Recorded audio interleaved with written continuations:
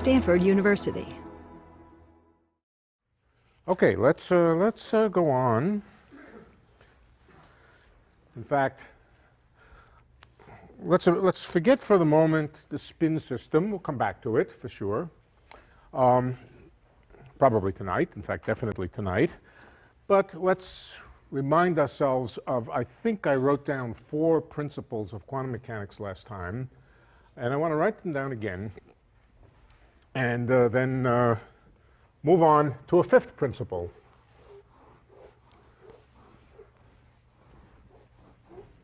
In fact, they're not all independent. It's easier for me to explain them one at a time than to try to derive from the minimal, absolute minimal number of them. And I don't think there's any particular advantage in doing that, so we'll just write down all the principles that I wrote down. The first one is that observables are the things that you measure. They could be called measurables, and if it was up to me, I would have called them measurables, but they were called observables. Observables are represented, and I'll just use the equal sign to indicate that. Observables are represented by Hermitian operators.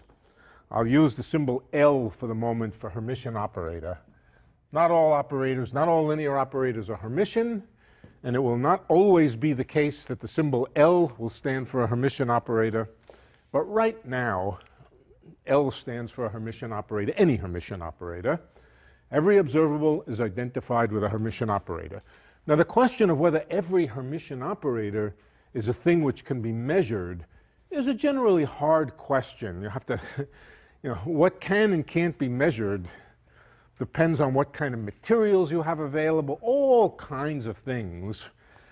Generally, the abstract rule or the folk rule, let's call it, is that any Hermitian operator is identified with an observable, and someday somebody will figure out how to measure it. Okay, but the other way, that any observable is identified with a Hermitian operator, that's for sure. The eigenvalues of a Hermitian operator, let's call them lambdas. Lambda is the eigenvalue of L. The eigenvalues represent the possible numerical values that L can exhibit when it's measured. Okay, so eigenvalues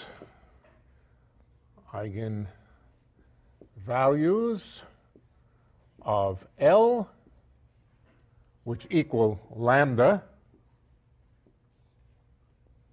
No. They represent the possible observed or the possible outcome of experiment. Possible outcome of an experiment to measure L, of L measurement.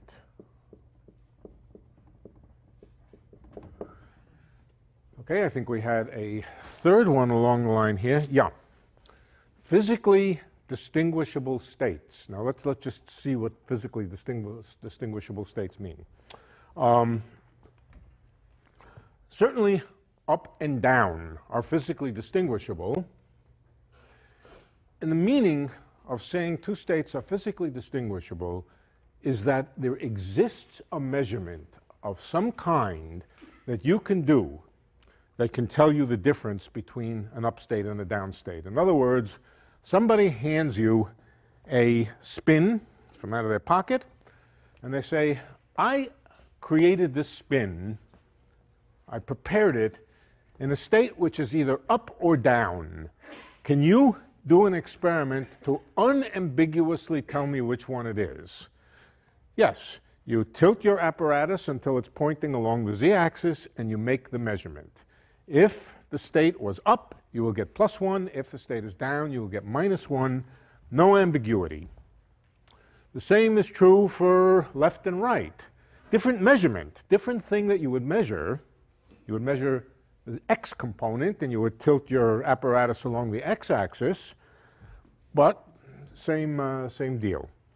On the other hand, supposing somebody, that same person, came along and said, here, I'm going to give you a spin, here it is, and that spin I either prepared up or I prepared it right. I am not going to tell you which way I prepared it. I'm not going to tell you which way I tilted my apparatus when I did the preparation. I'm just going to tell you it's either it's either up or right.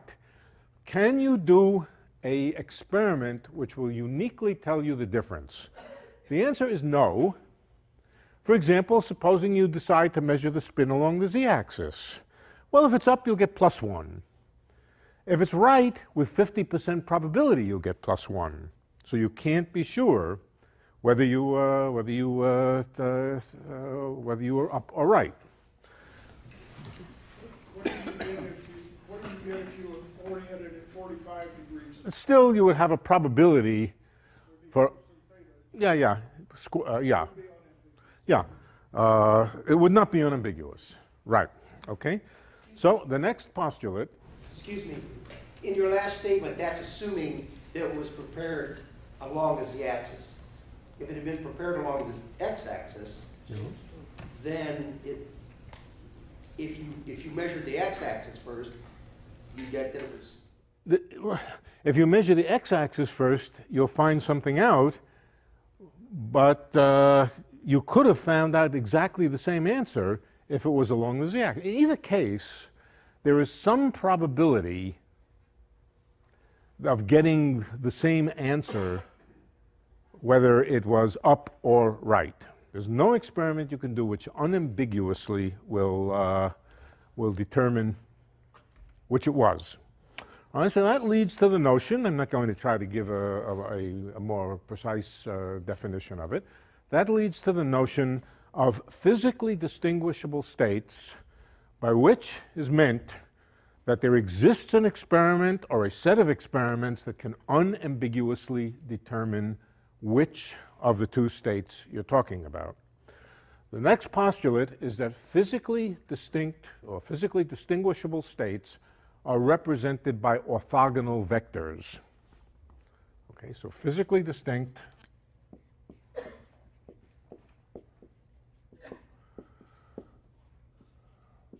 distinguishable, same thing. A little easier to write distinct. Physically distinct states imply orthogonality.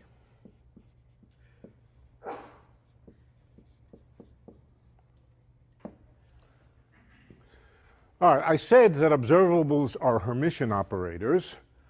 I could have just said linear operators. Let's leave it at linear operators for the moment. But let's add a postulate that the result of every experiment, every simple primitive experiment, is a real number. If it's a real number, if it's a complex number, it really means that two independent things were measured. The actual results that come out of your apparatus, that come out of your, the needles on your apparatus, they're real numbers. So I'll add that as a postulate. The results of experiments are always real numbers, and therefore the eigenvalues of observables are real numbers. Now that does not prove that the operators are Hermitian. Not enough. Not enough. The other added thing is that the various eigenvectors with different eigenvalues, physically distinguishable states, are orthogonal. Okay, that's this third postulate, and that tells you that observables are Hermitian operators. It's the Hermitian operators whose eigenvalues are always real and whose eigenvectors are orthogonal. That's necessary and sufficient. So this one, as I said, they're not all completely independent of each other. One, 2, 3, and let's write number 4 now. I forgot what 4 is. Oh. Well, yeah, what was 4? Yeah. The probability principle. Okay. The probability principle, it's also called Born's rule. Max Born. Born's rule, let's just call it Born rule. But it's a rule for probabilities. So far, none of this has much content. The added content, well, no, it has content, but the real bite here is for the prediction of probabilities for various experiments. And the Born rule is the rule for how to calculate probabilities. The Born rule says, if your system has been prepared in state A, all right, system in A, and you measure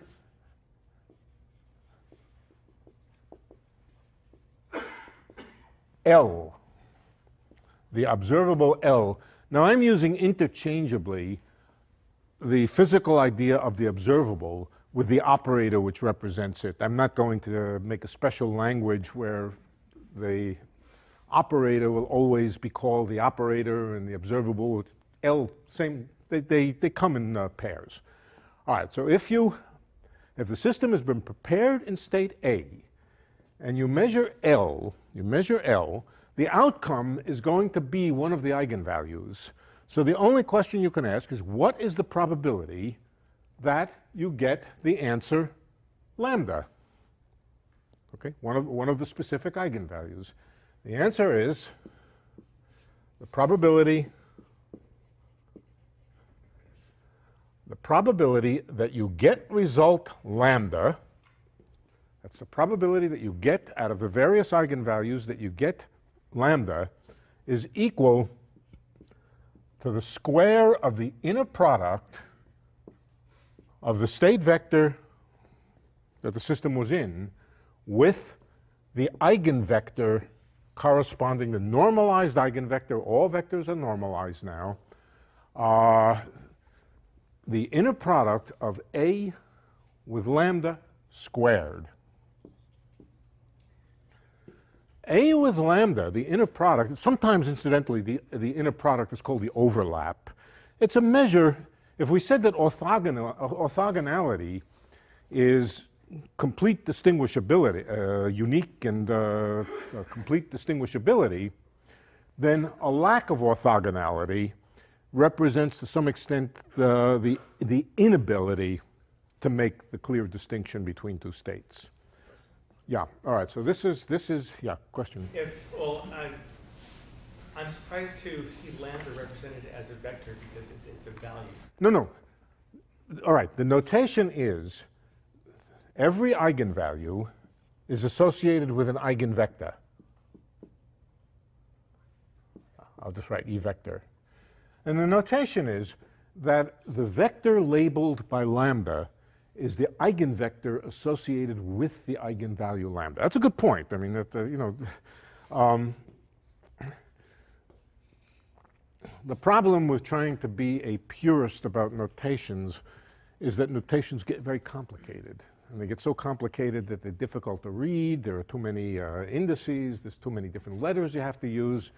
So, yeah, sometimes we use a slightly, excuse the word, bastardized notation where we conflate a symbol for a vector with a symbol, in this case, for an eigenvalue. Good. Okay. Yes, that's the probability principle, or Born's rule. And let's just look at it for a minute. You might say, why the square? Why the square of the absolute value? Well, in general, these overlaps are neither positive, not even real in general. Overlaps between two vectors are not necessarily real. In fact, in general, they're not. We're talking about a complex vector space. And if the components of the vectors are complex, generally the inner product will not even be real, let alone positive. Okay? On the other hand, the square of the, or the absolute value of the square of the absolute value of the inner product, that is real. It's not only real, it's also positive. Okay? So this has a chance to be a candidate for probability, whereas the inner product itself doesn't. The inner product itself is called a probability amplitude. So a probability amplitude is a thing that you square in the sense of absolute value to compute a probability. Needless to say, the justification for these principles in the end is experiment. On the other hand, you could ask, how much can I bend them and still make physical sense out of the predictions? The answer is nobody has ever found a way to change the rules of quantum mechanics and still preserve a reasonably logical structure. So you'll eventually get familiar with these principles. Yeah. Which of these principles took you from several possible outcomes to one actual outcome? Well, okay. If A is an eigenvector of L, if it is, if the starting state of the system happens to be an eigenvector of L, then it will only have an inner product with one of the eigenvectors. Right. So that's, again, these are good questions. If you say L ket lambda equals lambda ket lambda, it kind of shows Yeah. that. Yeah. That's right. Excuse me, what if lambda is an eigenvalue for multiple eigenvectors all the time? Yeah. Still, the rule is the same. But what you right. Okay. I'll give you two answers. The first answer is don't worry about the case where the eigenvalues may be the same because it's very special. But that's not good enough. Let me say what the right answer is. The right answer is if you want the probability for a given value of lambda and there's more than one eigenvector with the same value of lambda, then you add them. You simply add the sums of the squares of the just probability addition. So the questions tonight are really good. Yeah. And what about the case where A has overlap with several different lambdas? Yeah. Then you take the sums of the squares of them. You take the sums of the square. If there are several different eigenvectors, all with the same eigenvalue, first of all, you make them perpendicular to each other. You can always make them perpendicular to each other. Different eigenvalues. No. Even if they were the same eigenvalue, there's the theorem. Okay, let's go back to the theorem. The theorem says that the eigenvectors with different eigenvalues are orthogonal. It doesn't tell you anything about the eigenvectors for the same eigenvalue. All right, so supposing you have two eigenvectors with the same eigenvalue, then it's also true that any linear combination of those two eigenvectors is also an eigenvector with the same eigenvalue. For example, let's suppose lambda 1 and lambda 2. Now, these are not two different values of lambda. These are the same value of lambda, but two different eigenvectors. Maybe we should write it like this. Lambda 1 and lambda 2. Two different eigenvectors, both exhibiting the same eigenvalue. Then you can take any, what that means is that L on lambda 1 equals lambda times lambda 1. L on lambda 2 equals lambda 2. Multiply this by any complex number alpha. This one by any complex number beta. And add the two equations. What you find is that L on the linear combination, the linear sum, alpha lambda 1 plus beta lambda 2 is equal, on this side now, you have lambda times the same thing as in the bracket here. In other words, if you have two eigenvectors with the same eigenvalue, you can add them with arbitrary coefficients, and they remain eigenvectors. Now, given two distinct vectors, and all the possible linear combinations of them, you can always find perpendicular combinations. You got this one, you got this one. Now we can always add them or subtract them with coefficients to make them perpendicular. So the rest of the theorem is that if the two eigenvalues are the same, you have the freedom to choose two eigenvectors which are perpendicular, which are orthogonal. All right? And the end of the day, to summarize the theorem, is that given a Hermitian operator its eigenvectors can be chosen so that they form a basis, so that they're orthonormal, perpendicular to each other, and normalized. Okay, so where were we? That was an interruption, but I don't remember where I was. That's the problem with interruptions. We just finished Bourne's rule. You were just talking about Bourne's rule. Yes, I was talking about Bourne's rule. Right. Oh, good. Okay. So now, if you happen to have several eigenvectors, let's say lambda 1 and lambda 2, both with the same eigenvalue, then you construct the overlap of the state vector with lambda 1. You construct the overlap of the state vector with lambda 2. You square this one, you square this one, and you add them. In other words, you simply add the probabilities for the two possible ways that you could get the same lambda. Just a sum of probabilities. Thank you, Sanjay. You're already too late. I already got Oreos. But my wife would say, this is probably healthier than Oreos. Yeah, it is.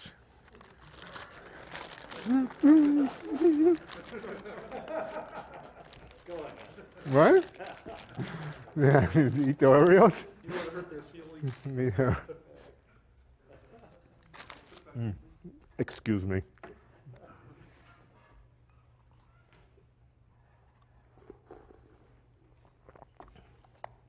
Okay.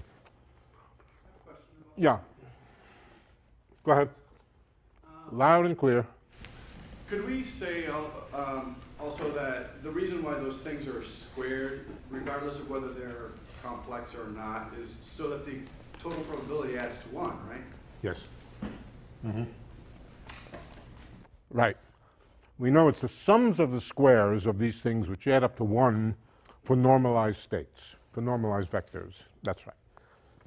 I'm not sure which one implies which, but clearly they fit together very nicely. Good. Okay. Question.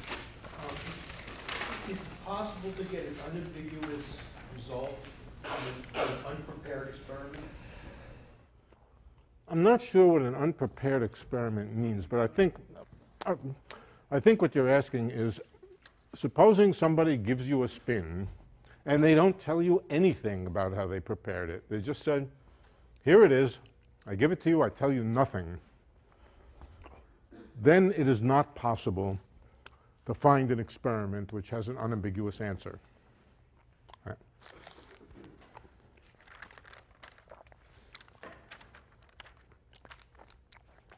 Another good point.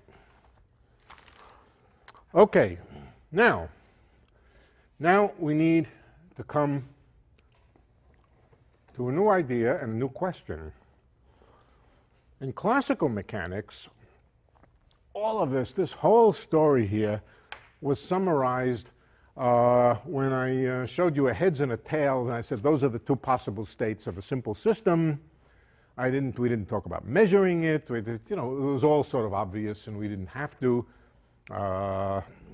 because we know that measuring doesn't do very much to a system. You measure, but that doesn't change the system in any way.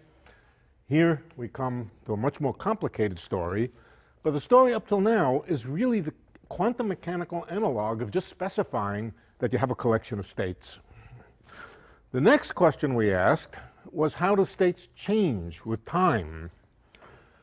That we called, in the classical case, dynamical laws of motion, or dynamical laws of nature, or whatever, the rule for how a state changes. If you remember, there were some examples. The coin, a simple example would be, put the coin down, and the rule is nothing happens. It just stays the same way. Well, that's pretty trivial. Another possible law is, in each interval of time, and we have a stroboscopic time that we can imagine, and in each interval of time, it flips. Up, heads, tails, heads, tails, heads, tails. That's a perfectly good law. We talked about the same concept in the context of a die with 6 faces, or any number of faces, including continuous infinity, Same basic idea. The laws of physics are an updating from instant to instant of a configuration. Let me tell you how the configuration changes. And if you have good laws in classical physics, they're deterministic. They tell you how the state changes. But also another rule, and the other rule we called reversibility. Reversibility was basically just the idea that states don't run into each other, that states which are distinguishable, namely different, heads and tails are distinguishable, two states which are different will evolve mathematically and stay different. All right, that was the idea of reversibility. And what it comes down to is exactly that if you know the state at any instant, you not only will know what comes next, but you will also know what came before, because there's no chance that states run together and two different states giving you the same outcome. Then you wouldn't be able to tell where you came from. So reversibility is the idea. We also called it information conservation. And I suspect I referred to it as the minus first law. Minus first because it comes before everything else. Quantum mechanics also has a rule of both reversibility and information conservation. You can call it the minus first law. But it comes down to the same thing. States which are distinguishable, in the sense that I said, that there exists an experiment that uniquely distinguishes them, stay distinguishable. All right, so now we want to talk about how states evolve with time. We're going to come back and discuss this in the context of the spin. It's the simplest system of quantum mechanics, and it's a good idea to get it all down for that. But let's talk about it more generally. Okay, here's the postulate. The postulate is that if you have a system at some specific time, let's call it a time 0. And I'm going to start changing my notation for states. Instead of calling them A and B, I'm going to start using a notation which is more or less the standard notation in quantum mechanics. Call them psi. Psi is a Greek letter. And psi is a commonly used letter to represent the state of a system. Now, the states of systems do change with time. So you have to think of these vectors as being functions of time. They evolve. So let's put that in here in the following way. Psi of t, this simply represents a state which changes with time. Which state? Could be any state. It's not the same after a certain time as it was to begin with, but we're following one specific state of a system that's been prepared and then allowed to evolve by whatever means things evolve. All right, the postulate is that psi of t can be obtained from psi of 0, this means time 0, by an operation on psi of 0, a unique, definite operation which is governed by the laws, by the quantum mechanical laws for that system. So we have to do something to the vector. It doesn't stay the same. So let's represent what we do by the operation of some kind of operator. Now, incidentally, we didn't have to start with time 0. We could have started with time something else and evolved by amount t. So this t here really represents the time of evolution from the initial state to the final state. Well, not necessarily final, but the state at some time. The basic postulate, two basic postulates. The first is that U is a linear operator. That U is a linear operator, and the same U for any state. Whatever the initial state is, you put that here, and you hit it with the same U, the same operator. In other words, there is this is called the time development operator. It's a linear operator, and it evolves a state from one instant to another. You could try to ask, what would happen if you made a more general hypothesis? For example, you might have the hypothesis that U depends on the initial state. Or you might have the hypothesis that U is an operation but not a linear operator, some other kind of operation. You can try it. You'll very shortly run into big troubles with all kinds of things. It's been tried. I guarantee you it's been tried, and repeatedly every so often some physicist will try to invent something, and then some other person will come along and say, look, that has troubles with locality, or it has troubles with causality, or it has troubles with probability interpretation. And you're free to try. I've given up trying. I actually never tried.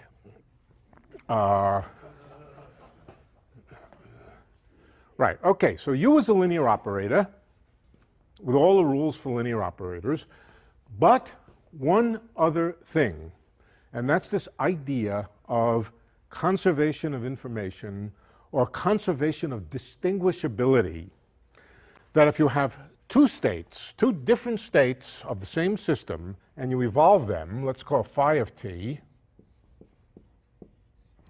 phi, capital Phi, that's given by the same U of t, the same operator, times phi at time 0. Then, if phi, to begin with, is orthogonal to psi, in other words, if they're physically distinguishable to begin with, then they will remain orthogonal for all time. Yes. Is there anything to the fact that you used uppercase letters on the left and lowercase? Say it again? The Greek letters are uppercase on the left and lowercase on the right. Is that just... It's because I'm sloppy. Right. No. Right. All right, so orthogonality breeds orthogonality. Physically distinct states evolve to physically distinct states. Distinguishability remains intact. It's the immediate analog of the minus first law of classical mechanics. So let's see if we can find out what it says. Oh, incidentally, it's very easy to prove from that. Well, what does it say? It says that if psi and phi were initially orthogonal, all right. No. If they're initially orthogonal, then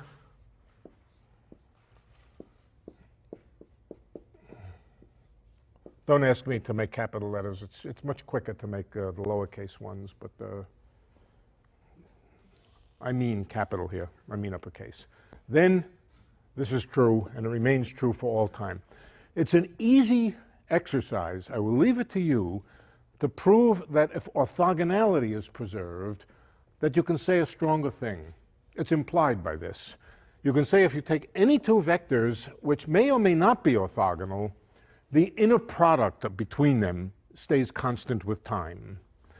There's a nice little trick. You take any two vectors, you expand them in basis vectors, and then you assume that the basis vectors remain orthogonal with time. Then you can prove that the inner products of any two vectors is time independent. Right? So it follows from the orthogonality, the evolution of orthogonality, that the inner product between two states remains the same. The overlap between them remains the same. There's a sense in which the overlap between two states is of course, a measure of their similarity. And what it says is the degree of similarity remains the same. OK, let's see if we can figure out what that means for U. What it says, let's rewrite this by plugging in for phi of t and psi of t the product U times phi and U times psi. But before we do, we have to remember that we have to flip this equation. Whoops. Chocolate bar. Is this chocolate? Yeah, it is chocolate. We have to flip it from a ket vector to a bra vector equation. Okay, so let's do so. This is psi of t equals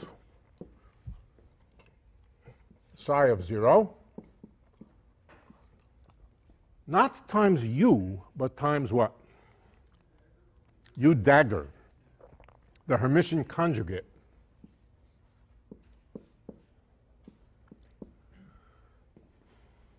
Not the it's related to the complex conjugate, but the Hermitian conjugate.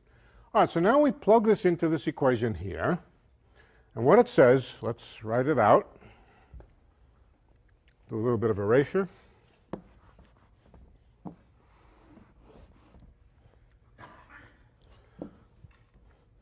For arbitrary, they don't have to be orthogonal.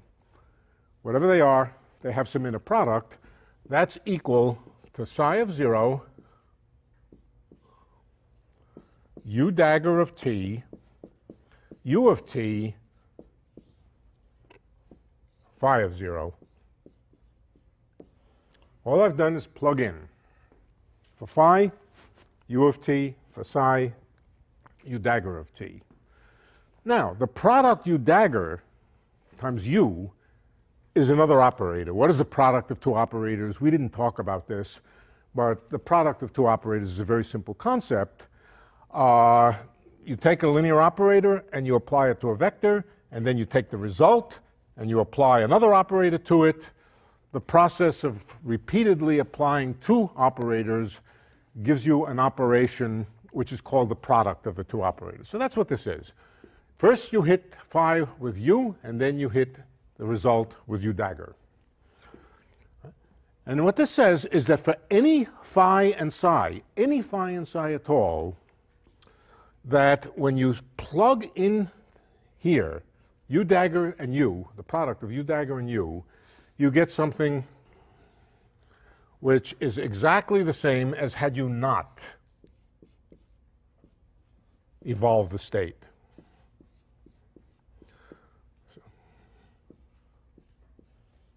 The inner product stays the same. Whoops, I think I made a mistake. One of these should be phi, right? All right, so that's the principle of conservation of overlap, if you like. Well, here's a theorem. We don't need to. This is, again, very, very easily proved by going to a basis, very easily proved, that if the matrix elements, this is called the matrix elements, or the product like this, if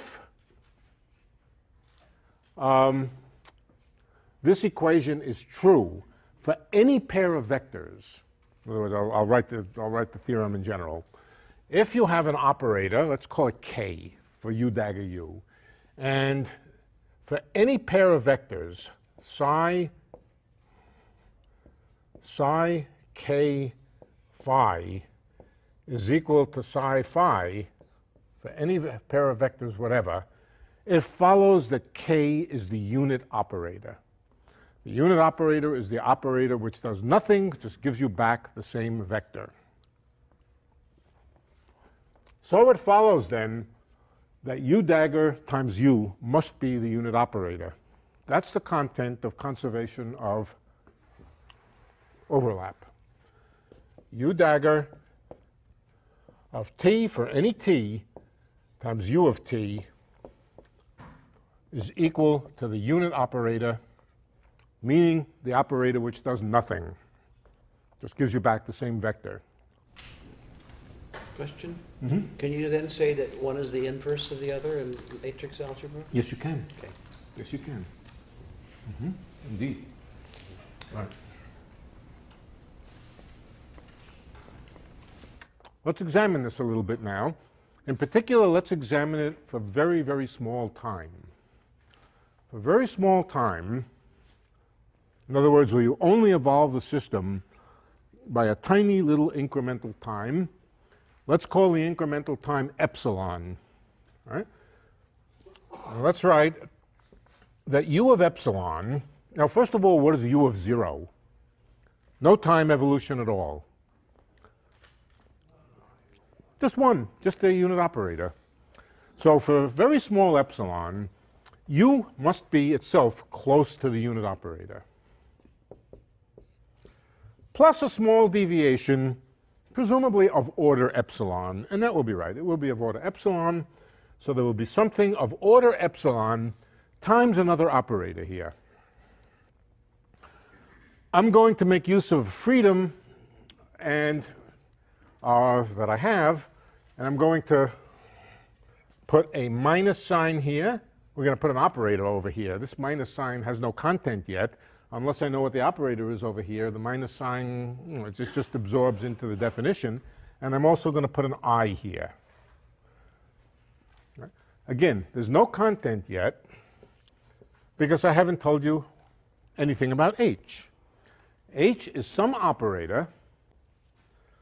Epsilon times H is just an operator, and I epsilon H is just an operator.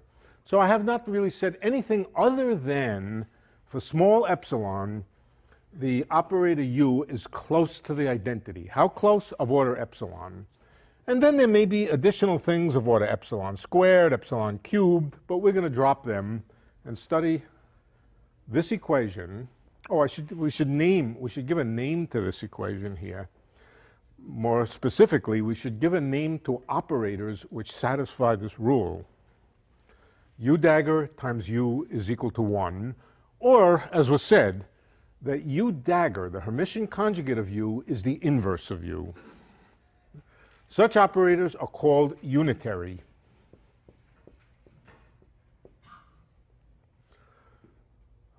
U is a unitary operator. So this is, again, this is a restatement of the principle of conservation of overlap.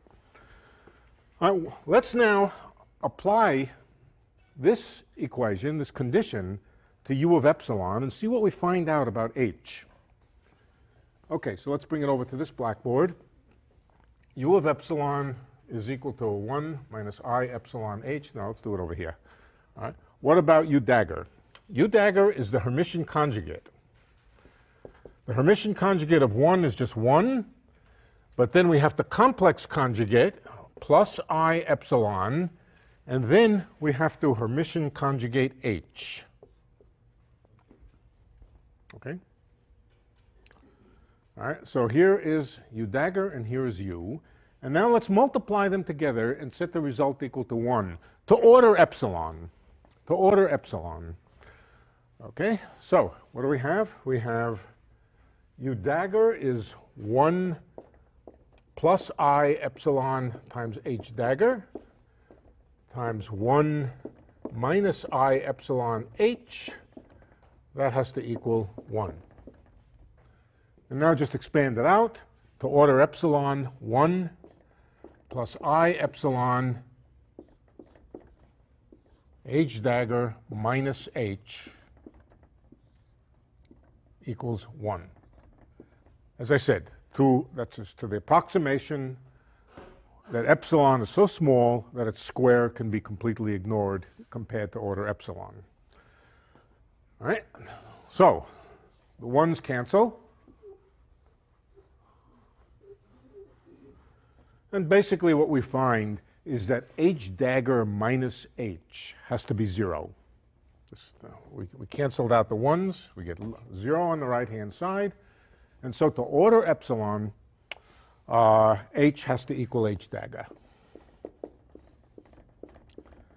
This is the condition that H be Hermitian. Okay. Now, I didn't call it H for Hermitian. I called it H for something else. I called it H for Hamiltonian. Okay. What it has to do with the Hamiltonian of classical mechanics will eventually become clear.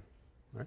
The Hamiltonian for classical mechanics also enters in to the equations for how systems evolve from one instant to the next. But, of course, that's not a good enough reason to call this the Hamiltonian. We want to see that it enters the equations in a way very, very similar to the way the Hamiltonian enters into classical mechanics, and it does. It is also the thing which, it's Hermitian, right? That means that it's an observable, or it could be an observable. It's a Hermitian operator. It could be an observable, and it is an observable. It's the Hamiltonian. It's the energy. Hamiltonian and energy are the same. This is what the energy of a system is. It's the Hamiltonian which generates the evolution of state vectors according to this rule here. Yeah? It could be any Hermitian operator at the moment. Now, what determines what Hermitian operator you put there? Well, it can't be, yes, it can be any Hermitian operator associated with the system you're studying. If we're studying a system of one spin, we want to make it up out of operators that are associated with the spin. So, yes, it can be any operator, but it's either experiment or some, it's the same things which govern why you choose one Hamiltonian or Lagrangian in classical mechanics. Either experiment, some prejudice about the way things work, some symmetry principle, whatever you have that might give you a clue as to what H is. At the end of the day, you may have to resort to experiment to find out, but whatever it is. Okay, so that's right. So now let's rewrite our equation. Let's rewrite. Question? Yeah. So when you do that expansion like that, normally then H is a constant, right? That's what you normally mean when you do that first order expansion. Mm-hmm. So it's H of well, 0. H is an operator. I mean, it's not a function of time in that case, right? Okay. Or not a function of epsilon. The situation with a possible explicit time dependence of H is the same as in classical physics. In classical physics, H can depend on time. For example, if you have a particle moving in a magnetic field and the strength of the magnets is being varied with time by changing the current through the electromagnet, then the Hamiltonian for the particle moving in a magnetic field is time dependent. Okay? Otherwise, if the parameters of the problem are not varying with time, then you say the Hamiltonian is not time dependent. It's exactly the same. Normally when you do an expansion like that, you'd be using, say, H of 0. Yeah, no, that's right. That's right. In principle, H could be a function of time. Let's take the case where it's not, and what that corresponds to is the situation where the parameters of the problem are not time dependent. Where in classical physics we called it time translation invariance. Okay, remember in classical physics, time translation invariance, which means like every time is the same as every other time. Okay? You do the experiment, the same experiment at a later time will have the same output as the identical experiment at an earlier time. The statement of that principle, time translation invariance, is that H does not have explicit dependence on time. It's just an operator which doesn't depend on time.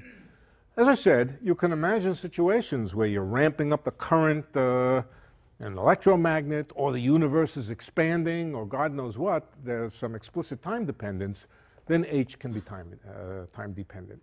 Now, do you remember what happens to energy conservation if the Hamiltonian is time dependent?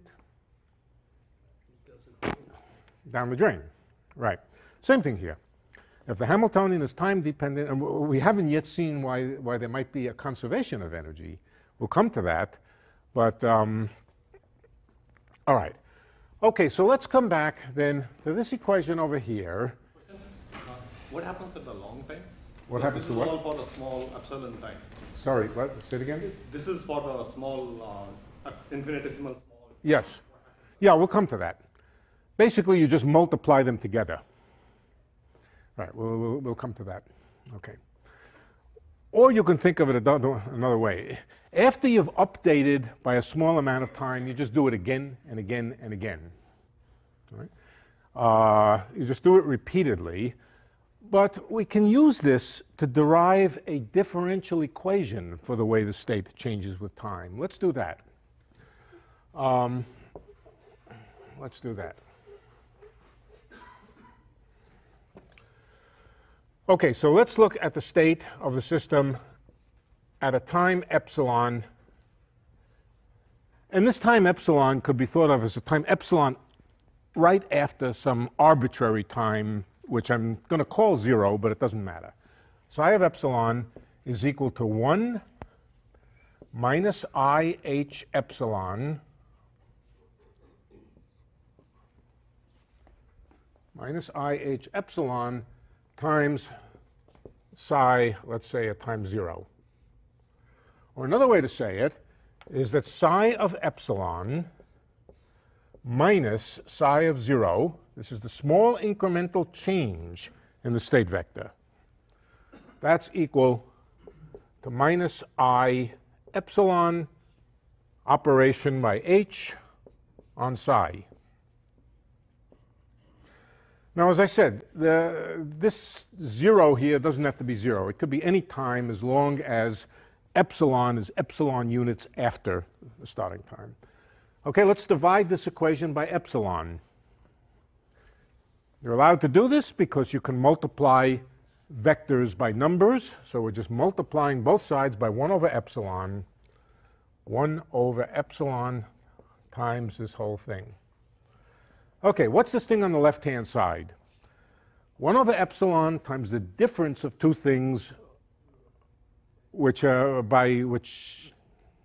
two slightly different times. That's just the time derivative of this vector. We haven't talked very much about taking derivatives of vectors, but it's clear you can do that. You can take the difference between two vectors. That's perfectly well defined. They will be close to each other if epsilon is small. If you divide by the small epsilon, you'll get something which on the right-hand side is just the time derivative of psi. The time derivative of psi equals minus I h psi. At any given time, it doesn't, as I said, it doesn't have to be at time 0. At any given time, if you want to find out how the state of the system changes over an incremental time interval, this is your equation. Completely analogous to the way you update classical systems, but because knowing the state vector is not the same as knowing the values of the experimental outputs of experiments. You can know the state, and still there can be ambiguity or uncertainty in the value of an experiment. This tells you how states change, but it doesn't tell you how the results of experiment change. The results of experiments are still statistical, but with a continuously updated state vector. Okay, this equation has a name. The name of this equation is the generalized time-dependent Schrodinger equation. This is the general form. This is the Schrodinger equation. Specific versions, what Schrodinger wrote down was a very specific version of this. We're going to come to that later in the course, but this is the general idea. The rate of, all right, I don't need to say it again. This is what it is. But of course, in order to use it, you have to know what h is. Question? Yeah. So all of this is dependent on the reversibility of the system, is that right? Yes. So, I guess... Or the conservation of inner products, yeah. Right, so I guess stepping back, how does that match with the fact that if you take an up vector and a down vector, and you measure them along the horizontal axis, they can sort of both end up, you know, in sort of what I guess what would seem to be inextricable states. That's a good question. You have to remember, when you do that, you're intervening with an apparatus. In order to follow the system, under those circumstances, you have to include the apparatus as part of the system. You cannot interact with the system and not include the things which are interacting with it in the system. Classically, it's not such a bad sin. But quantum mechanically, if something interacts with the system strongly enough to affect it, or strongly enough to measure it, you have to include it as part of the system. Now, this is the way a system evolves if it's isolated and completely not in contact with anything else. We will have to come back to ask how it evolves, what happens when you put it in contact with a measuring apparatus. We'll have to have a model for how measurements take place. But this is the way the system behaves if nobody disturbs it during the course of the evolution from time 0 to time t. Okay, we'll have to come back to that. It's an important question.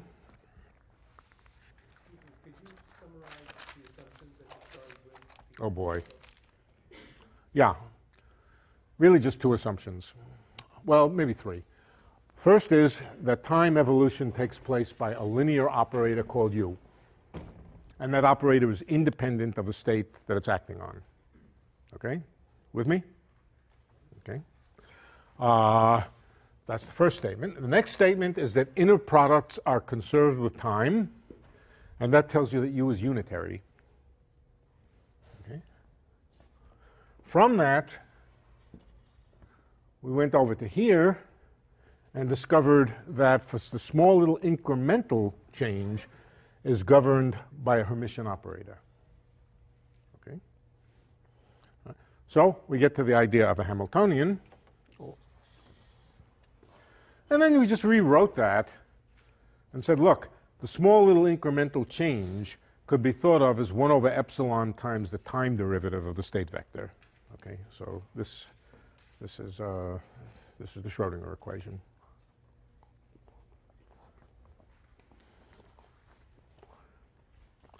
How do you solve the problem if there's a long time interval, not a short time interval? You basically solve this equation. And we'll talk about how you solve this equation. We'll do so for lots of examples. But, okay.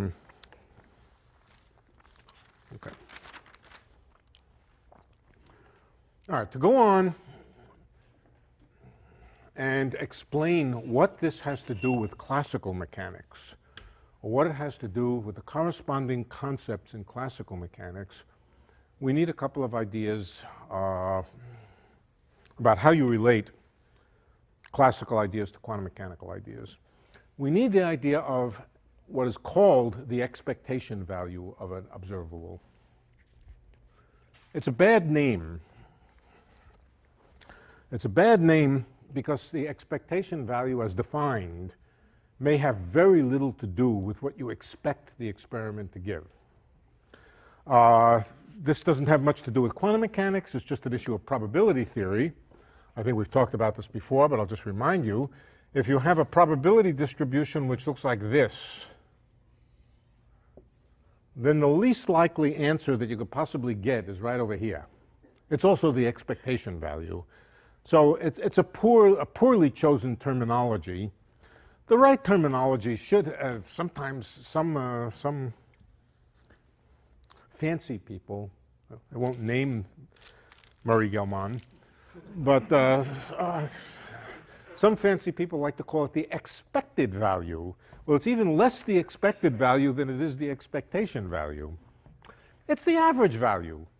It's the average value, and the average value of something can be a value which the thing can't even take on, a possible value that it couldn't even have, the average value. For example, if you assign heads +1 and tails -1, and you flip the coin, what's the average? 0, but you can't get 0, so it's got nothing to do with the expected value of an experiment. But nevertheless, it's called the expectation value, and we will call it the expectation value. But it's the average value. Let's talk about the average value of a observable given a particular state. All right, so our state is A. I said I was going to change the psi, but sometimes I will, sometimes I won't. Could we go back to the expectation value for a second? Yeah. Maybe I think I just have to clear my head of statistics. But when I look at that picture you draw, I see a frequency distribution. Yeah. So to me, the middle is not the average. It really is the expected value. It's the value that's going to occur most frequently. No, definitely not. This one here, it never occurs. Never, ever, ever. Let's even make it worse. Okay, what are the x and y values? What do the x and y axes represent? Because I keep seeing... P is the probability. X is some variable, something that you measure. This could be the probability for finding a particle at different locations, okay? All right. It could be that for some particular state, the probability, let's make it symmetric about the origin just to, it could be that the probability distribution looks like this. I meant to make this symmetric, and is really very, very zero in the neighborhood of the origin here. There's no sense in which x equals 0 is expected. You can do the experiment forever and ever and ever, and you will never get x equals 0. You'll either get an x somewhere in here or here. So to call it the expected or the expectation value is sort of a misnomer. It is the average value defining averages in a very particular way. Now, for many, many smooth probability distributions, in particular probability distributions that don't have big holes in them, something like this, let's say, it can very often be the case, and very often is the case, that the average value is the most likely value to get. So it's statistically called the mode, right? The most likely value. What's the peak? The peak there is the most likely value. Yes, by definition, the top of the peak is. And in many, many cases, if you have nice, simple probability, Gaussian probability, bell-shaped curves and so forth, then the expectation value or the average value is usually quite close to the average and peak value and so forth. They're all usually close to each other. But certainly there can be violent exceptions. The coin or the spin, which can only be +1 and -1 and never 0, the expectation value and the average value are quite different. Okay, but that's just a little sermon and gave me a chance to badmouth my friend Murray Gell-Mann. Question, yeah. if you take a spin where the apparatus is perpendicular, then the probability is 50%, but you make it very unlucky, you hit 1 million ups in a row. Yeah, the average would be up, but that's not accurate. Yeah, well, okay. It depends on what you mean by average. There's a notion of average which is strictly mathematical, and we're going to write it down in a minute. There is a unwritten law, which I think it's safe to say nobody really understands, but it's the law of large numbers, that if you do a thing enough times, how many times? I don't know. If you do a thing enough times, you do an experiment enough times, the average gotten by averaging the results of your experiment will be equal to the average defined mathematically to within what? To within the margin of error. What is the margin of error? There's a specific number. Does it really mean that every time you do it, the answer will come out within the margin of error? No. All right, so we're assuming standard probability theory, that if you do a thing, plus this extra little ingredient, this extra physical assumption, I don't even know what to call it, that if you repeat an experiment enough times, the average of your data will be the mathematical average. Can anybody prove that? No. That's a law of large numbers. No. There's nothing you can do to prove it. The reason you can't prove it is because sooner or later, somewheres in the multiverse, somewheres, there's going to be an exception to it. No matter how many times, if you do it a zillion times, a zillion is a number, incidentally. It's not infinity. A zillion is 1 with a logarithm of a zillion zeros after it or something like that. I don't know. Right. If you do an experiment, and there's enough repetitions of it, eventually somewhere, someplace, there's going to be a violation of it. This is closely connected to the second law of thermodynamics. There was a principle. The second law of thermodynamics says that an entropy never decreases.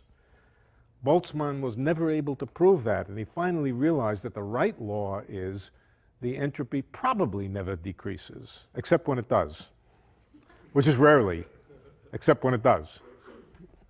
So I'm not going to try to give you an explanation of why probability theory works. This is to me, very puzzling. But we will assume probability theory works. The statement that it works is the same as the statement that the average of your data will be, for a big enough experiment, will be the mathematical average. All right, so let's talk, well, let's come over to this side here first and just say, supposing we have a collection of, we have a probability distribution for some variable, let's say for lambda. Lambda, one of the eigenvalues. We're going to measure an eigenvalue of L. Supposing we have a probability for lambda, there it is right there, the thing I called prob of lambda. Probability for lambda. And lambda can take on a whole bunch of different values, lambda sub I, let's call them. So this becomes the probability for lambda sub I.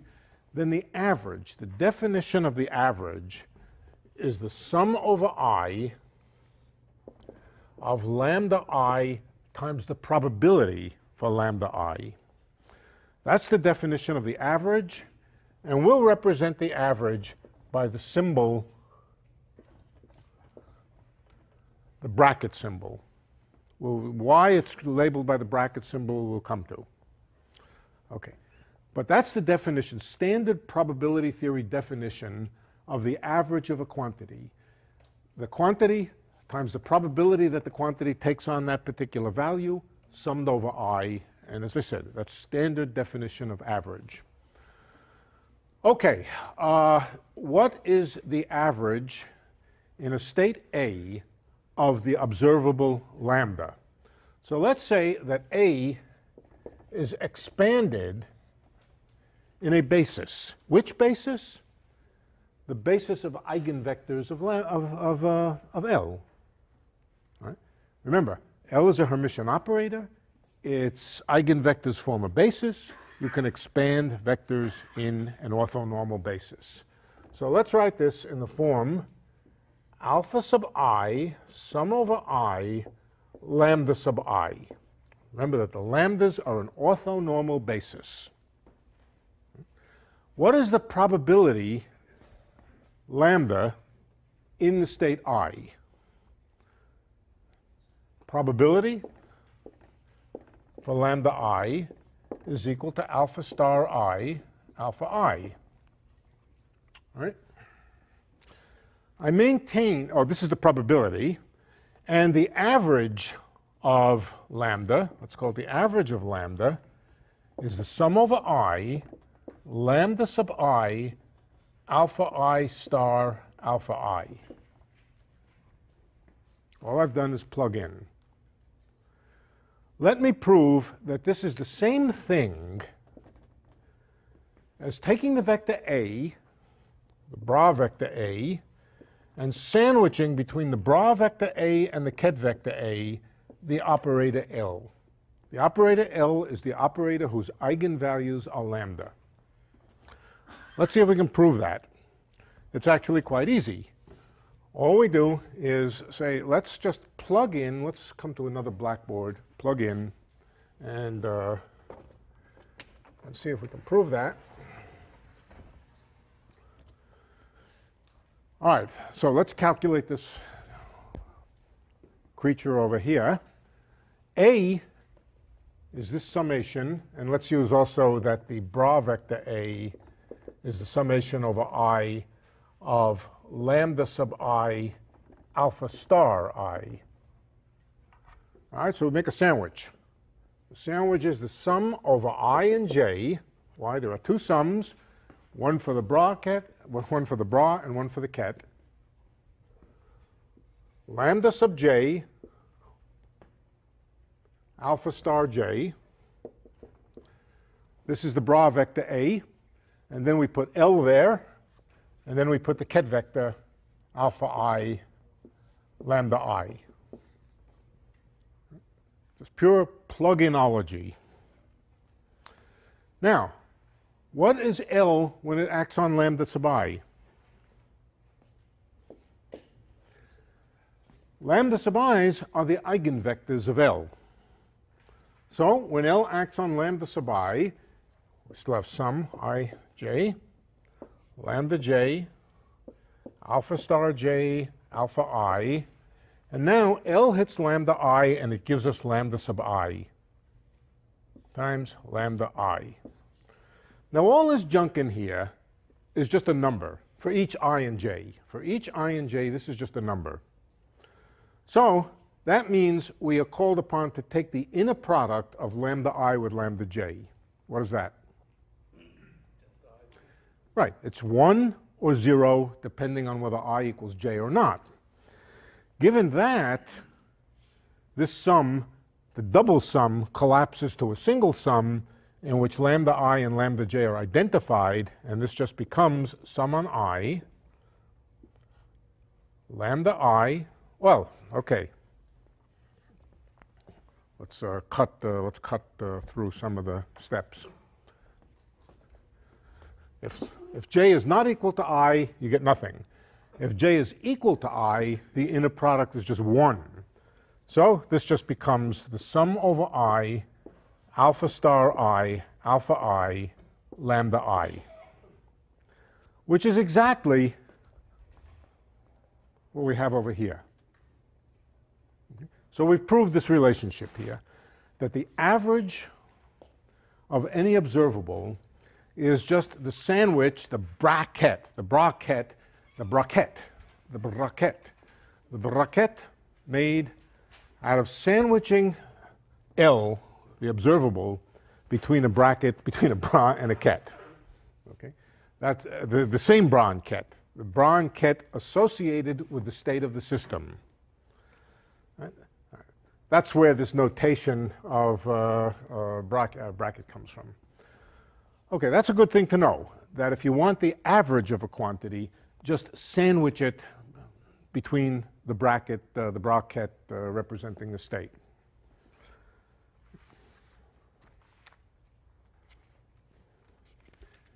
Any questions about that? Okay, now I'm going to tell you what we're going to do. What we're going to do is we're going to try to find equations governing the time evolution of these average values.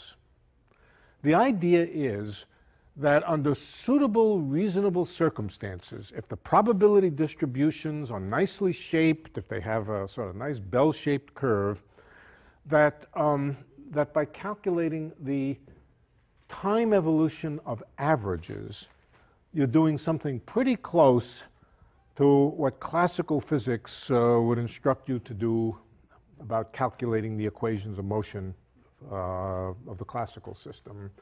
The way averages tend to evolve in time, as I said, under suitable circumstances, follows equations which look very, very much like the corresponding classical equations.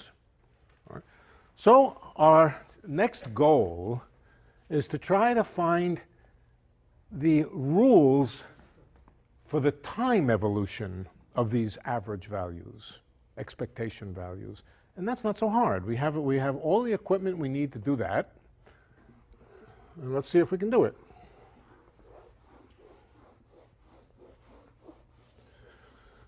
All right, so at any given time, the average of lambda is given by psi of t, that's the state vector at time t, the operator L representing the observable, times psi of t. In other words, I've just plugged in for A the actual time-dependent state of the system. This is the average of L as a function of time. I don't know, what should we call it? Let's call it, okay, it's the average of L as a function of time. Again, this is a kind of a wrong notation. It's not the average of L of t. It's the average of L as a function of time. We could. We could put the t outside the bracket. That's non-standard. Sub t. But why don't we just go with standard notation? Standard notation, and remember, well, okay, I'm not going to do it. I'm going to just call it average of L as a function of time. Okay, as a function of time. It is a function of time. That's the main thing. It's a function of time. You could do something else. we could call it L bar. Another notation for average is to put a bar on top of something. That's another notation for average, standard notation. And we could just call it L bar of t. It means the average as a function of time. Let's do it that way. What would we like to do with this? We'd like to find equations of motion for it. In other words, we'd like to find out how it changes with time by differentiating it with respect to time. I want to take this quantity and differentiate it with respect to time. So let's call it L dot. Now we have bars with dots on top of them.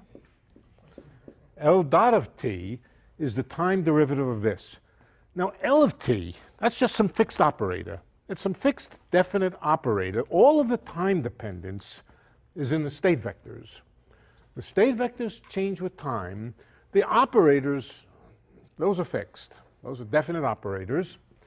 So let's see if we can take the time derivative of this here thing. The time derivatives act on the psi of t's. When you take the time derivative of a product, and this can be a product of vectors, it can be a product of numbers, it can be a product of functions, well, functions, the rule is always the same.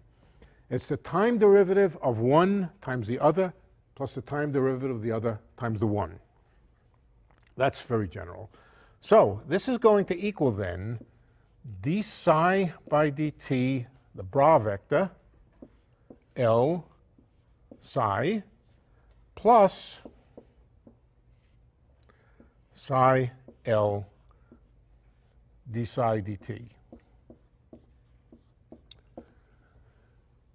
Oops, I erased a very important equation, or else I buried it under the blackboard. Let me write it over here. d psi dt is equal to minus I h psi. That's what we're going to stick in over here.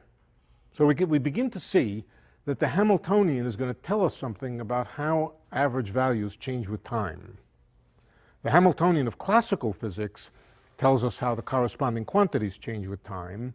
The Hamiltonian of quantum mechanics will tell us how the averages change with time.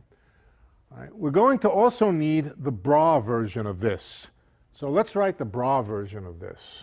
The bra version of it is d by dt of the bra vector psi of t is equal plus I psi h. H is Hermitian, and so we don't have to Hermitian conjugate it. It is Hermitian, but we do have to change the sign of I when we go from bras to kets. Okay, so now we're just going to plug in. Let's just plug in, and we'll get L dot, yeah, right, L dot, okay, let's do this one first over here. This one is going to be plus psi, and there's a minus sign from here, minus I psi L h psi. That's what we get from here. How about the other one? The other one is plus I psi h L psi.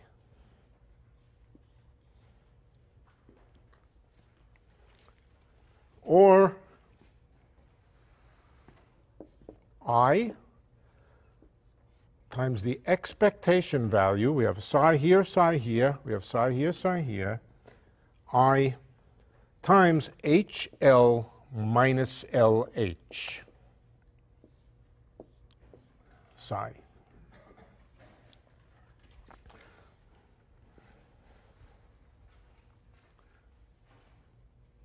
How about HL minus LH? Is that 0? Why not? HL, who cares which way we order?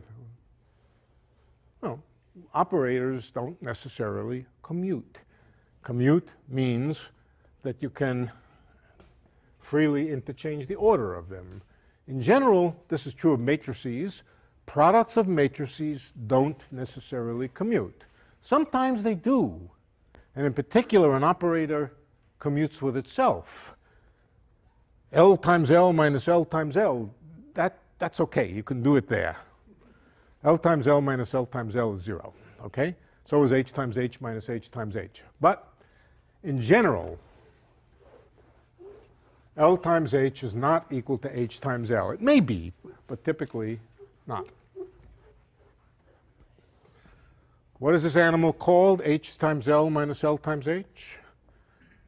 It's called the commutator of the two.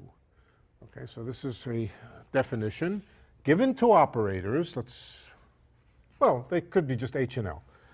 The combination HL minus LH is written with a square bracket, H comma L, and it's called the commutator.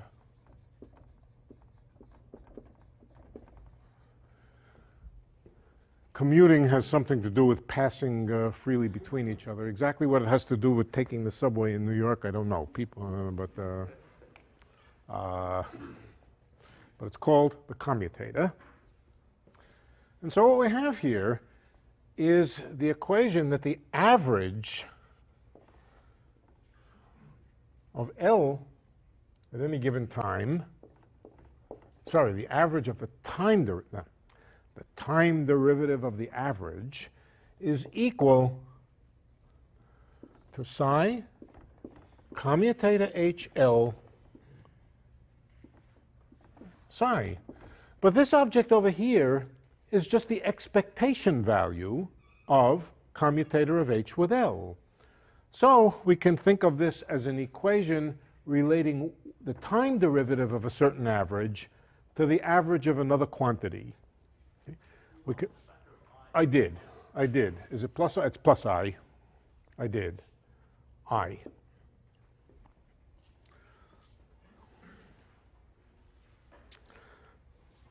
Or we can write L dot of t is equal to I, well, average, times average of the commutator, HL, and I'll indicate that by a bar on top of it. So we have equations of motion now for averages in terms of averages. If the probability distributions for everything are nice and peaked, then we really can just say approximately nice and peaked so that the averages are close to the highest point on the curve, and the curve is reasonably narrow so there isn't an enormous amount of uncertainty. Then this basically says that the time derivative of the classical, or the time derivative of the approximate L of t is equal to the approximate average of commutator of H with L. And someone writes, this of course is not quite right, but right anyway, L dot is equal to I times commutator HL. Now, as I said, this has to be taken with a little grain of salt. What it means is an equation among averages. It means an equation among averages, but it's often just written in this form. L dot is equal to H times L. Okay, now, before we finish, I want to remind you of a classical mechanics equation of motion. It's the equations of motion represented in terms of Poisson brackets. Do you remember Poisson brackets? Good old Poisson brackets, fish brackets? Okay. What were the Poisson equations of motion? Anybody remember?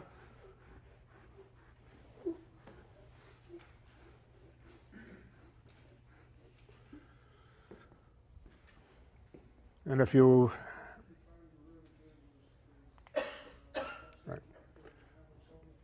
right, d by dt, exactly, d by dt of a classical function, and this could be a classical function of q's and p's.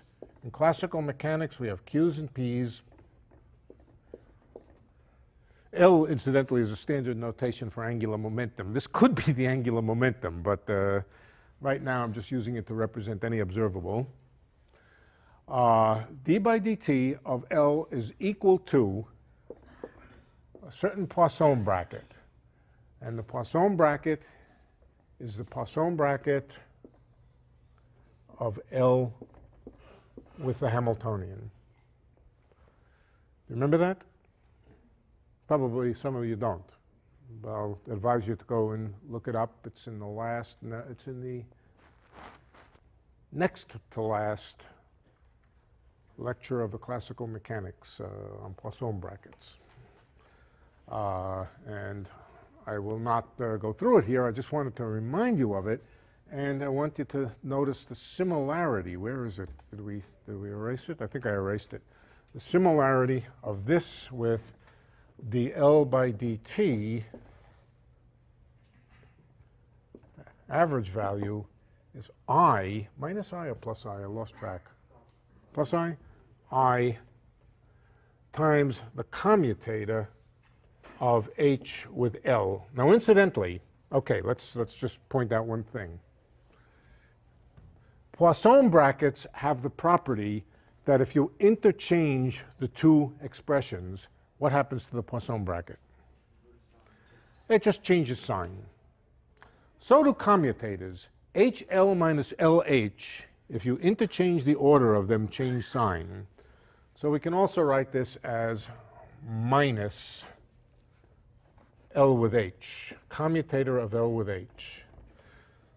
There's a remarkable similarity, and it suggests that we identify the Poisson bracket with minus I times the commutator.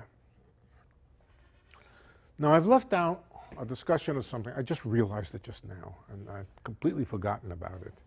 What happened to H bar? What happened to H bar? We've been working in units in which H bar is 1. I've been working in units in which H bar, Planck's constant, is 1. The question is, if we were to reinstate Planck's constant and make it not equal to 1, where would it go in these equations? And what's that? Yes, it goes in Schrodinger's equation. That's correct. But how do we trace it? Let's see. How do we trace it? Here's the equation here. I told you that H has the significance of the Hamiltonian, and therefore it has units of energy. So let's look at this equation. The psi cancels out on both sides as far as units go. The units of this psi are the same as the units of this psi. And so the right-hand side of the equation, apart from the psi's, has units of an energy. The left-hand side of the equation has units of inverse time. Inverse time and energy don't have the same units. Inverse time is inverse seconds, and energy is joules or whatever. So we have an equation here which doesn't make good dimensional sense. We need a constant in here. And the constant, we have to put a constant in here. Let's see, where does the constant go? Does it go on the right-hand side or the left-hand side? Where does Planck's constant go? Right-hand side or left-hand side? Either. What? Either. Well, if it goes in one place in one thing, then it goes in the inverse in the other place. Okay. So here's all you have to know, is that Planck's constant has units of energy times time. Planck's constant has units of energy times time.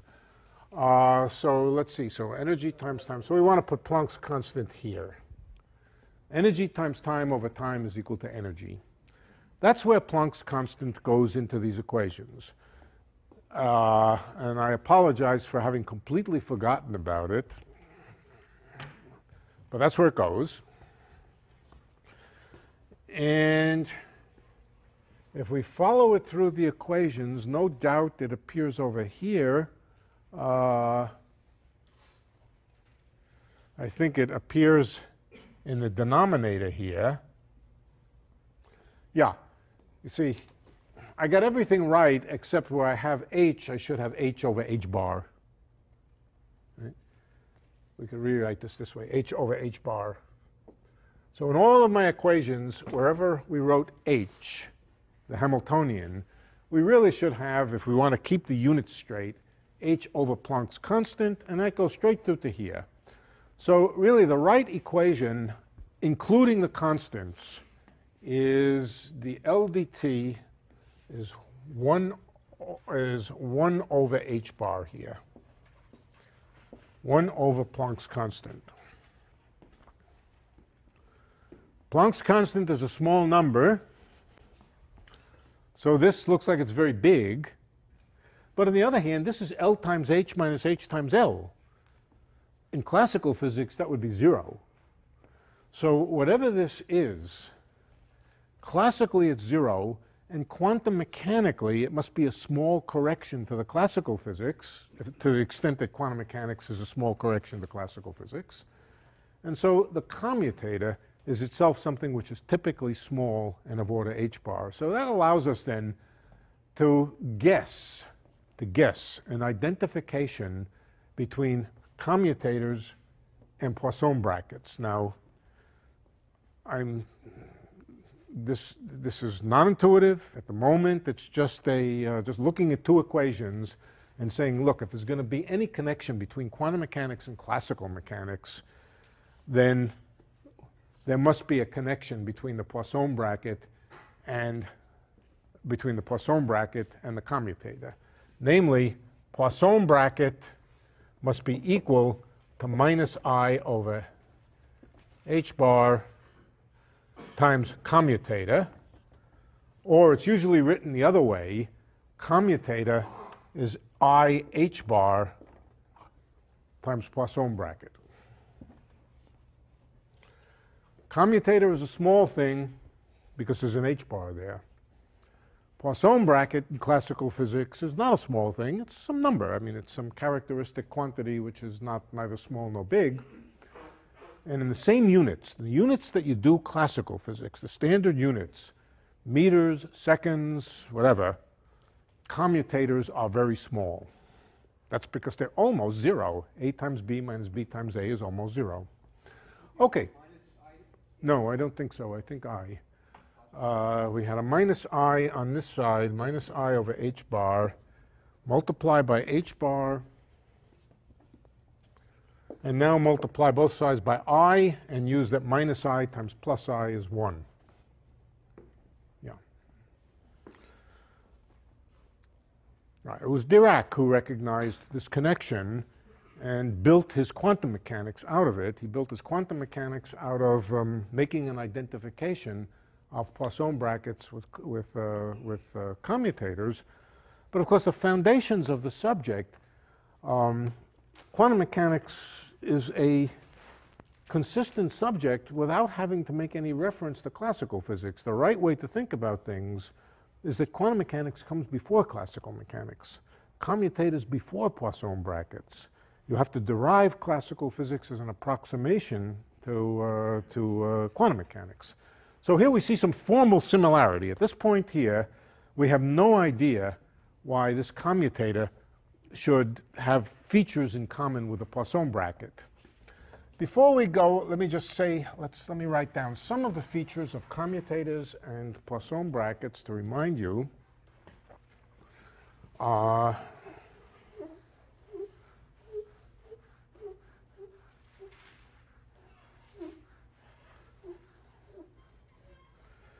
And again, all of this should be, at this stage, should be a little mysterious. Well, what is this funny connection between Poisson brackets? But let's pursue it anyway. Okay, let me remind you about Poisson brackets. First of all, if I have two quantities, I'll call them A and B now, or maybe A and B I use for, well, let's just call them L and H. They don't have to be the Hamiltonian and anything special. They're just L and H.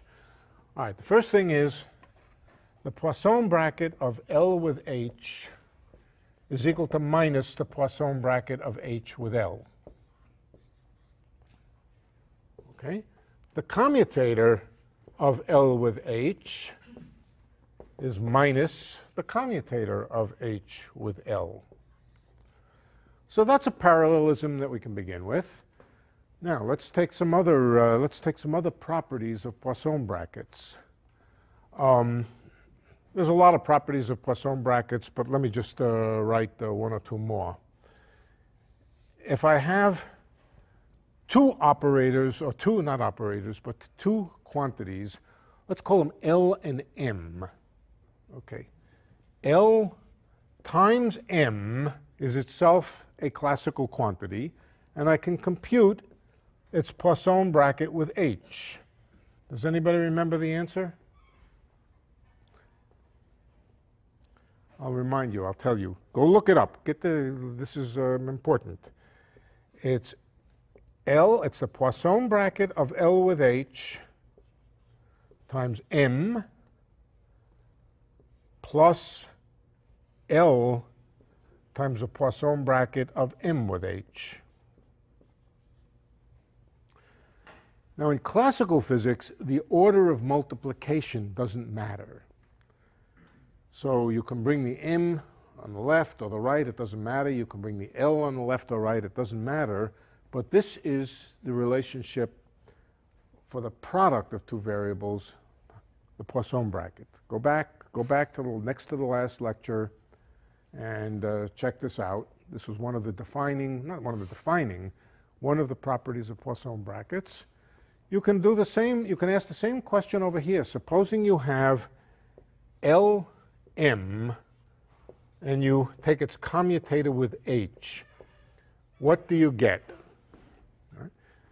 This is an exercise. This is an exercise, and all you do is you write that this is equal to LMH minus HLM.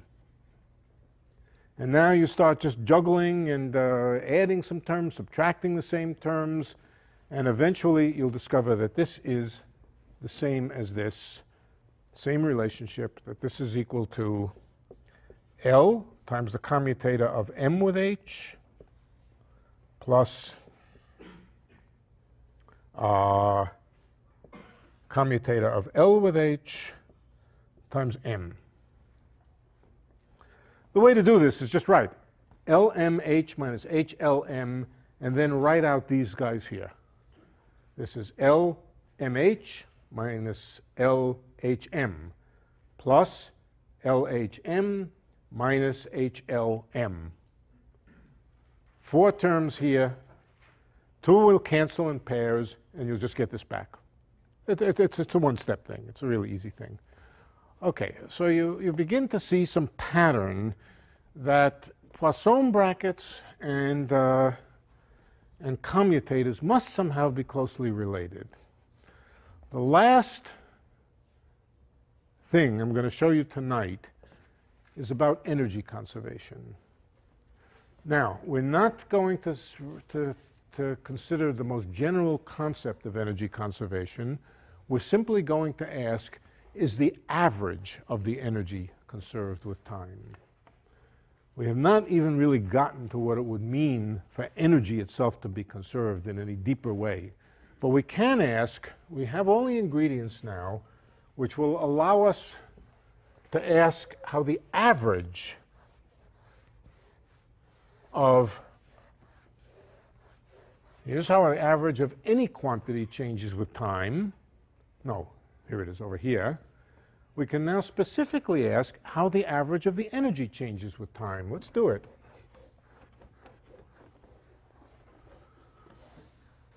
The energy, I claim, is the Hamiltonian, okay? Or its definition, if you like. What is energy? It's Hamiltonian. So let's check and ask whether energy is conserved if energy is the Hamiltonian. This equation would read, the time derivative of the average of the Hamiltonian is equal to minus I over h bar times the commutator of the Hamiltonian with itself. The Hamiltonian with itself, it's h times h minus h times h. H times h is the same as h times h. Well, quantum mechanics is not that weird. You know, it's weird. But h times h is the same as h times h. So this is 0. Whatever the Hamiltonian is, its average, its expectation value with time is always 0. And so it's conserved in that sense. at minimum in that sense. There's a stronger sense in which it's conserved, and we'll come to it, but even this weaker sense is kind of interesting, and it tells us we're on some kind of right track to be able to compare quantum mechanics and classical mechanics. Okay, I'm going to stop now and take a few questions, and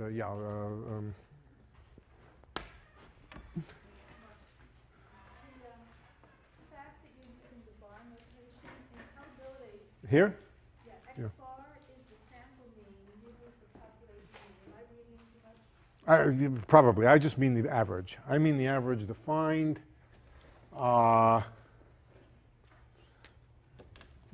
as summation of probability of lambda times lambda. Okay. So I don't know. What's the standard symbol in statistics for an average in this sense? Sometimes they write They do what? First moment of the distribution mu they use sometimes. The first moment of the distribution. Yeah. Okay. This is lambda. Yeah. Right. Yeah. Okay. So, I'm used to just calling it lambda. E brackets of lambda. E bracket of lambda, and that stands for what? The average expected value. Expected value, even though it's not the expected value. Yeah. You don't expect to get it. Yeah. Yeah. Okay. You've never seen the average value with a bar on top of it? Yeah. But yeah. I mean, it's normal convention is that it means the sample means like the average in things. Okay. Yeah. When I use the term average, I will mean this. It's also called the expectation value, and I will freely interchange the Dirac notation for the average with the bar notation. Okay. And if that's not standard according to statistics books, too bad. So over here you wrote down the Schrodinger equation. Yes. And then you wrote down how did you go from the left-hand equation to the right-hand equation? Was that complex conjugation or was that Hermitian conjugation? Hermitian conjugation. Okay. Hermitian. But remember that H is Hermitian. We proved that. That was the condition of unitarity, that H is Hermitian. But how come you interchange the order of psi and H, but not d dt and Where? On the left side equation, you got d dt psi. D dt is the operator. This one here? Yeah. Yeah. Yeah, the time derivative of a bra vector is a bra vector. The time derivative of a ket... Look, the time derivative is just another way of talking about differences. The difference of two bra vectors is a bra vector. The difference of two ket vectors is a ket vector. Okay? In the limit, the difference becomes the time derivative, or the derivative. So the derivative of a bra vector is a bra vector. The derivative of a ket vector is a ket vector. If you want to take this ket equation, what is the bra that goes with this ket?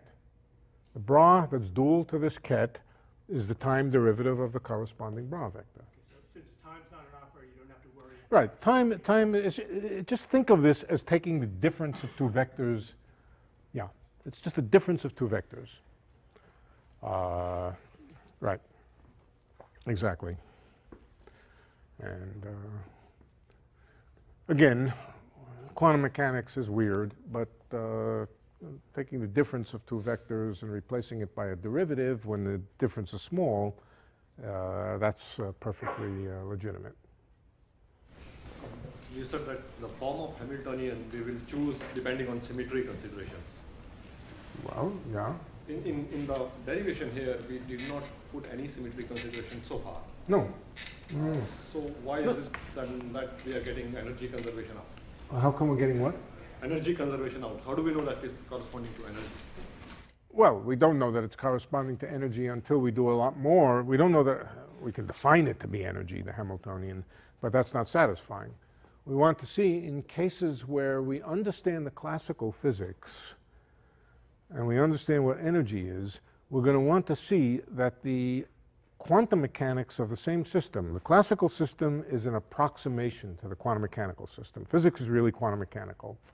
Under certain conditions, such as a system is heavy, basically that it's heavy, that it's big, that it large masses, then the system behaves approximately classically, which means that the average values move in ways which are consistent with the classical equations of motion.